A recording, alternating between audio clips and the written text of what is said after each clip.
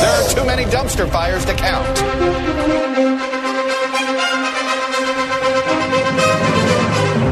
The most recognizable news theme song in the history of television. Every single weekday, 5 p.m., MSNBC, it's MTP Daily, but of course this one from Sunday morning on NBC. Welcome to Sunday, it's Meet the Press. Well, welcome to Friday, it's Chuck Todd on the Bernie and Sid Show. Chuck Todd, we love you. Good morning, how are you, Chucky! pal? Morning, boys. How we doing? Doing great. Now listen, Good. you and I have become very, very, very good friends over the last decade or so. And I'm always telling people what a wonderful guy you are, and I mean that. I'm not blowing smoke up here. I'm being sincere. Are you about to ask me for money? Is that what's going on here? No, I'm just... You already said no last time. All right.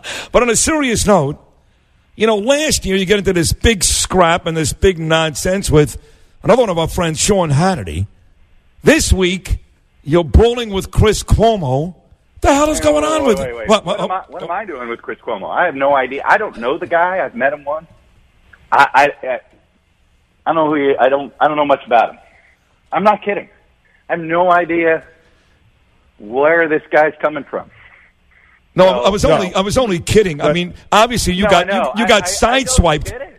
He took a shot at you out of left field, which was inexplicable even to us. I mean, I understand why he's trying to promote Jake Tapper and maybe State of the Union over Meet the Press, but you know, he almost did make it sound like it was personal, and you guys have had zero history, right? Zero. None. I mean, look, I just read it as somebody who wanted to defend the fact that nobody in broadcast television wanted to hire him, I guess, or he couldn't get the job that he wanted. I don't know what it was, but it made it. He was awfully defensive, so he took shots at other people. I'm like, dude, like, what are you disparaging other? You know, if you're going to promote somebody. You don't have to disparage somebody at the same time. By the way, Jake Tapper's, other than probably one of my closest friends, and the only other person that was probably angrier at it than you, Sid, was Jake. Wow. And that's exactly what we just said, Chuck Todd. Exactly right. Chuck Todd, Jake Tapper would never say something like that. No, it was a cheap shot from an attention whore. I'll say it. I know you won't. But and who is suffering, by the way, in prime time in the ratings himself. Yeah. So, well, look, you know, when you're being judged solely on that, it sucks.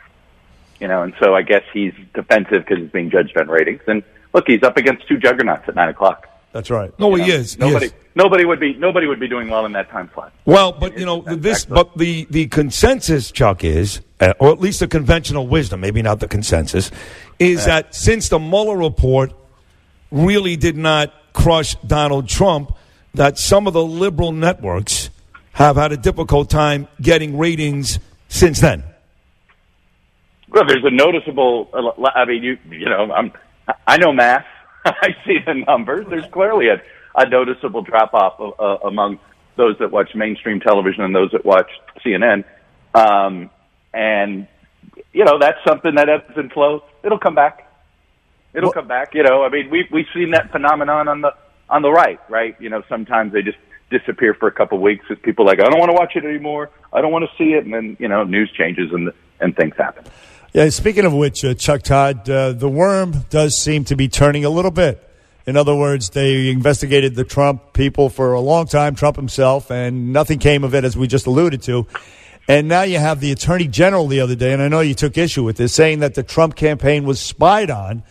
And whether or not you like the word, the fact is they were surveilled by the Obama administration and the FBI, and he was wondering, was it predicated justifiably? That's the question. And you say what to that?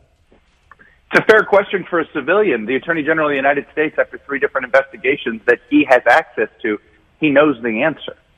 Here's my frustration. We already have a lot of people on the right that doubt the integrity of the Justice Department. If the whole point was to try to clean up the integrity of the Justice Department, don't sit here and put out, where he himself admitted, he goes, well, I haven't seen any evidence, but this is what I think. He played pundit. The problem is he's the Attorney General. He didn't have to play pundit. He has the information, and he did it in such a way where now he's I mean, look, if you think the Justice Department was politicized, don't act like a political actor when you're there. Well, he was asked. He was asked the question. Well, but he didn't have to answer as a political pundit. He could have simply said, I'm looking into all of this. I've been there 3 months. I know there's an inspector general's report. He could have said 70% of what he said, but he went through he just looked like a pundit on Hannity when he has the information. That's the aspect of this. And all of this has been investigated. So, again, he came out and used political rhetoric at a time when I think all of us are exhausted from the idea that we're worried the Justice Department basically works depending on your political affiliation. Right. That's fair. Chuck Todd, MTP Daily, Meet the Press, of course, on Sundays. So Trump used to like this guy, like a lot of folks. Now he's like, go arrest him, kind of like Michael Cohen. But how big of a story is it for Meet the Press that after 7 years of hiding out in a London embassy, the authorities dragged Assange out of there this week, like supposedly they dragged Omarosa out of the White House. Like we've been dragged out of bars in the past. Is that a big story for you coming up this Sunday? I don't know. I mean, I thought David Letterman had retired. I didn't know he was hiding in an Ecuadorian embassy. Right. But that is an awesome beard. You got to. I mean, whatever you would think of Assange, the fact that he's given us two great visuals, the long beard and the idea that he is a cat that he probably just pets very deliberately. You want to add Pamela Anderson as the third visual. Of course, the Pam Anderson, yes. The Pam Anderson angle. I mean, my God, this is why everybody wonders how come there's no good fiction on television, because the nonfiction is so good. But look, I think it's an interesting story. You know, the three biggest intelligence failures, hacks, whatever you want to call them, in American history have ties to WikiLeaks, right? Beginning with the Chelsea Manning stuff, Edward Snowden, and you know, you could throw the Russian hack.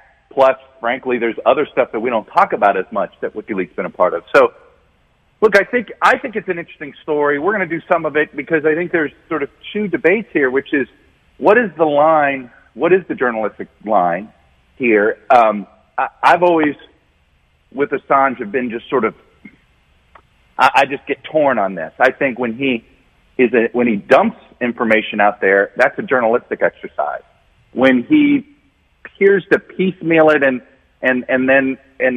wants to do the bidding of a foreign government against another foreign government, you know, that's something that's questionable. And the thing is that he does have journalistic freedoms that I don't want to see encroached upon. Because I think it would, and I'm glad, by the way, that the Justice Department, the Trump Justice Department, did not charge him with publishing classified information, but instead charged him with helping to commit the crime. Exactly. And it's important. That's a big important. That's the distinction. You're right. It is. It's a big distinction, and as a journalist, I'm relieved that distinction was made. Because frankly, had it not been, then a whole bunch of us would have ended up filing on behalf, filing lawsuits or other sort of supportive legal documents on behalf of Assange as news organizations. So and I think the Justice Department knew that and figured this is cleaner.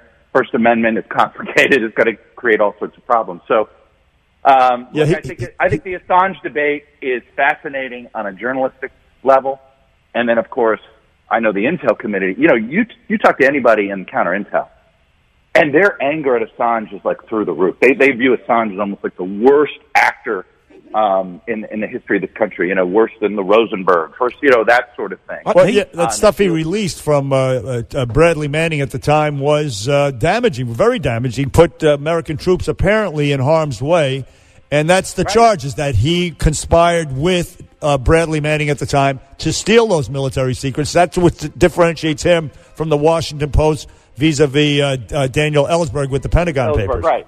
No, it's the idea that he helped commit the crime. Right. But I'll tell you, it is. I think this is going to be a tough case for the United States to prosecute. No. I really do. Be careful when you throw the name Rosenberg out there like that, Chuck. They think you're talking about me. What if are you sure? Look, he has a soft spot in his heart for his grandma and Right. grandpa. So Good old please, take it Julius. easy. We miss Julius. Grandma Hey, Apple. Yeah. hey, Chuck, great job as always. We'll be watching MSNBC later on Thanks, today, and of guys. course Sunday morning NBC. Great job, Chuck. Thank you. Thank you. All Hey, right, brother. the great Chuck Todd. We'll take a short break. When I get back, we'll hit the big sports stories of the day. How about the Mets? How about Pete Alonso? Sole possession of first place for Bernie and Sid's Mets. We'll talk about it, but after these words. Bernie and Sid in the morning, 77 WABC.